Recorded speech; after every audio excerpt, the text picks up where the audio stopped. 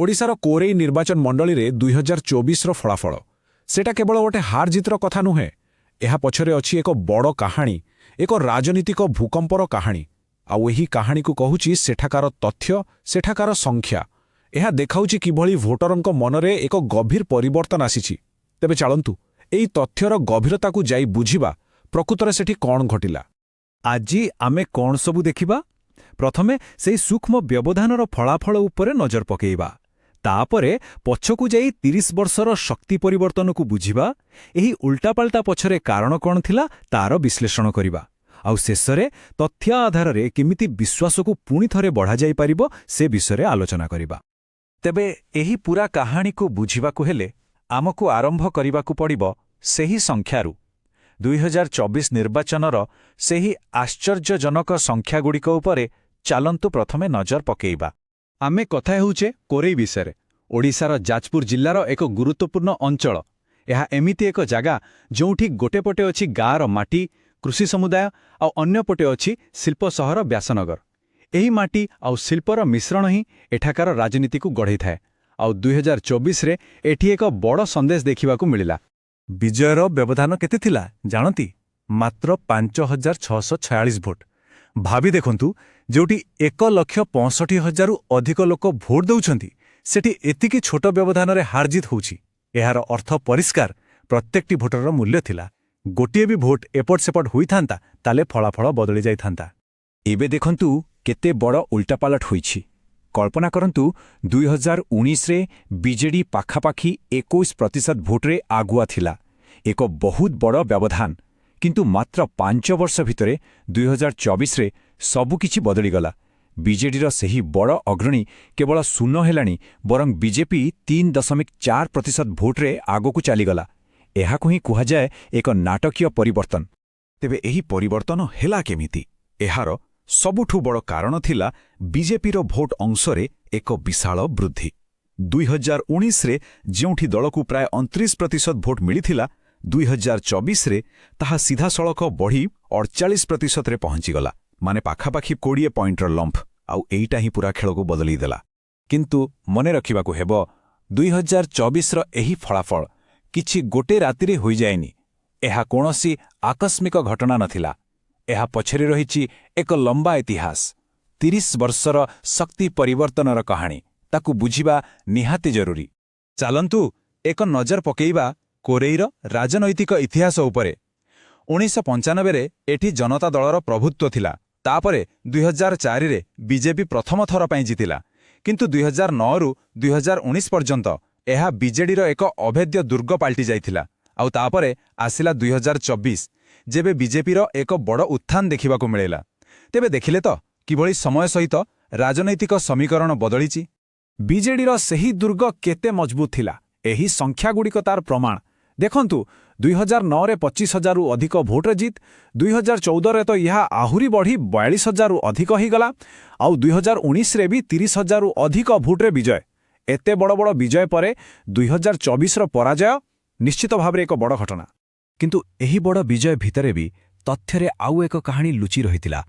सेइटा हेउछि बीजेपीर धीरे धीरे बढुथुवा भोट अंशा।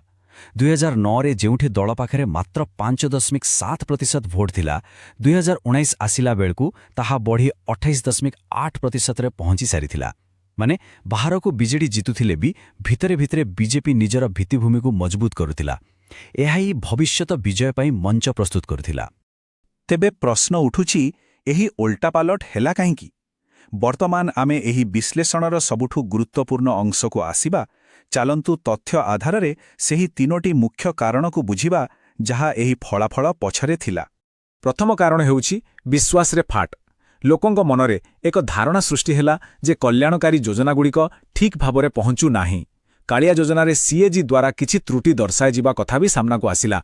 सेपटे व्यासनगर रे शिल्पर विकास अटकी जाइथिबा भଳି लागुथिला। आउ युवक मानक मध्यरे बेकारी एक बड़ चिंतार कारण थिला। एही सबु मिसी धीरे धीरे भोटर मानकर विश्वास को दुर्बल करिदेला। द्वितीय कारण हेउछि सांगठनिक त्रुटि। देखंतु निर्वाचन केवल बड़ बड़ रैली रे जिता जाइनी। असल लड़ाई हुए तृणमूल स्तर रे, प्रतिटी बूथ रे, आउ एइठी ही खेल बदली थाए। बूथ संगठन बा बूथ मोबिलाइजेशन माने कौन? ଏହାର ସରଳ ଅର୍ଥ ହେଉଛି ଗୋଟିଏ ଦଳର ସେହି କ୍ଷମତା ଯାହାଦ୍ୱାରା ସେ ନିଜ ସମର୍ଥକଙ୍କୁ ଚିହ୍ନଟ କରେ ଆଉ ନିର୍ବାଚନ ଦିନ ସେମାନଙ୍କୁ ଭୋଟ ଦେବା ପାଇଁ ବୁଥ୍ ପର୍ଯ୍ୟନ୍ତ ଆଣିପାରେ। ଆଉ ତଥ୍ୟ କହୁଛି 2024ରେ ଏହି କ୍ଷେତ୍ରରେ ବିଜେପିର ନେଟୱାର୍କ ବେଶ୍ ପ୍ରଭାବଶାଳୀ ଥିଲା, ବିଶେଷକରି ସହରାଞ୍ଚଳରେ। ଏହା ହିଁ ଏକ ନିର୍ଣ୍ଣାୟକ ଭୂମିକା ନେଲା। ଏହି ବିଶ୍ଳେଷଣରୁ ଏକ ଗୁରୁତ୍ୱପୂର୍ଣ୍ଣ କଥା ସାମ୍ନାକୁ ଆସୁଛି ଯେ କେତେକ ବୁଥ୍ରେ ପ୍ରାରମ୍ଭିକ ଭାବେ ଆଗୁଆ ଥିବା ଫଳାଫଳ ପରେ ଓଲଟି ଯାଇଥିଲା। ଏହା କ'ଣ ସୂଚାଉଛି? ଏହା ସ୍ପଷ୍ଟ ଭାବେ 2024ରେ ବିଜେପିର ସୁସଂଗଠିତ ବୁଥ୍ ନେଟୱାର୍କ ଆଡ଼କୁ ଇଙ୍ଗିତ କରୁଛି, ମାନେ ଶେଷ ମୁହୂର୍ତ୍ତ ପର୍ଯ୍ୟନ୍ତ ସେମାନେ ନିଜ ଭୋଟରଙ୍କୁ ବାହାରକୁ ଆଣିବାରେ ସଫଳ ହେଲେ। ଆଉ ତୃତୀୟ କାରଣଟି ହେଉଛି ଭୋଟରଙ୍କ ମଧ୍ୟରେ କ୍ଲାନ୍ତି ଏବଂ ଶାସନ ବିରୋଧୀ ମନୋଭାବ। ଦେଖନ୍ତୁ, ଏହା ଏକ ପ୍ରକାର ରାଜନୈତିକ ସତ୍ୟ। ଯେତେବେଳେ କୌଣସି ଦଳ ବହୁତ ଦିନ ଧରି ଶାସନରେ ରୁହେ, ଛୋଟ ଛୋଟ ଅସନ୍ତୋଷ, ଛୋଟ ଛୋଟ ଅଭିଯୋଗ ସବୁ ଏକାଠି ହୋଇଯାଏ, ଆଉ ଧୀରେ ଧୀରେ ଲୋକଙ୍କ ମନରେ ପରିବର୍ତ୍ତନ ପାଇଁ ଏକ ଇଚ୍ଛା ଜାଗୃତ ହୁଏ। ତେବେ ଏହି ତଥ୍ୟରୁ ଆମେ କ'ଣ ଶିଖିପାରିବା? ଆଗକୁ ରାସ୍ତା କ'ଣ? ଆମେ ଏବେ ଆମର ଶେଷ ଭାଗକୁ ଆସିଛେ। ଏଠାରେ ଆମେ ଦେଖିବା କିପରି ଏହି ତଥ୍ୟ ଆଧାରରେ ଭୋଟରଙ୍କର ବିଶ୍ୱାସକୁ ପୁଣି ଥରେ ଗଢ଼ାଯାଇପାରିବ। ଏହା କୌଣସି ରାଜନୈତିକ ଯୋଜନା ନୁହେଁ, ବରଂ ଏକ ତଥ୍ୟ ଆଧାରିତ ରୋଡମ୍ୟାପ୍। ତେବେ ଶାସନ ପାଇଁ ବ୍ଲୁପ୍ରିଣ୍ଟ କ'ଣ ହୋଇପାରେ? ପ୍ରଥମ ପଦକ୍ଷେପ, ସ୍ଥାନୀୟ ସମସ୍ୟା ଯେମିତିକି ରାସ୍ତାଘାଟ ଆଉ ଚାକିରି, ତାର ତୁରନ୍ତ ସମାଧାନ କରାଯାଉ। ଦ୍ୱିତୀୟ, କଲ୍ୟାଣକାରୀ ଯୋଜନାଗୁଡ଼ିକ ଯେମିତି ବିନା ତ୍ରୁଟିରେ ଲୋକଙ୍କ ପାଖରେ ପହଞ୍ଚିବ ତାହା ସୁନିଶ୍ଚିତ କରାଯାଉ। ତୃତୀୟ, ଲୋକଙ୍କ ଅଭିଯୋଗ ଶୁଣିବା ପାଇଁ ଏକ ବ୍ୟବସ୍ଥା ଯେମିତି ଗ୍ରାମ ସଚିବାଳୟ ଭଳି କିଛି ସ୍ଥାପନ କରାଯାଉ।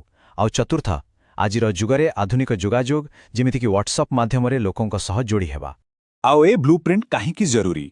କାରଣ ଏହା ସିଧାସଳଖ ଲୋକଙ୍କ ସମସ୍ୟା ସହ ଜଡ଼ିତ। ଦେଖନ୍ତୁ, ଭୋଟରଙ୍କର ମୁଖ୍ୟ ଅଭିଯୋଗ କ'ଣ? ସବୁଠୁ ଅଧିକ ଚିନ୍ତା ହେଉଛି ରାସ୍ତାଘାଟକୁ ନେଇ। ତାପରେ ଆସୁଛି କୃଷି, ବେକାରୀ ଆଉ ଯୋଜନାର ବିତରଣ। ତେଣୁ ଆଗକୁ ବଢ଼ିବାକୁ ହେଲେ ଏହି ମୁଖ୍ୟ ପ୍ରସଙ୍ଗଗୁଡ଼ିକ ଉପରେ ହିଁ ଧ୍ୟାନ ଦେବାକୁ ପଡ଼ିବ। ତେବେ ଶେଷରେ ଗୋଟିଏ ପ୍ରଶ୍ନ, ଗୋଟେ ନିର୍ବାଚନୀ ପରାଜୟ କ'ଣ କେବଳ ଗୋଟେ ହାର, ନା ଏହା ଗଣତନ୍ତ୍ରର ସବୁଠାରୁ ଶକ୍ତିଶାଳୀ ଫିଡ୍ବ୍ୟାକ୍? ଏହା ହିଁ ସେହି ସୁଯୋଗ ଯେତେବେଳେ ଲୋକମାନେ ସିଧାସଳଖ କହନ୍ତି ସେମାନଙ୍କର ପ୍ରକୃତ ଆବଶ୍ୟକତା କ'ଣ। ଏହି ଫଳାଫଳ କେବଳ ଏକ ସଂଖ୍ୟା ନୁହେଁ, ଏହା ହେଉଛି ଲୋକଙ୍କର ସ୍ୱର।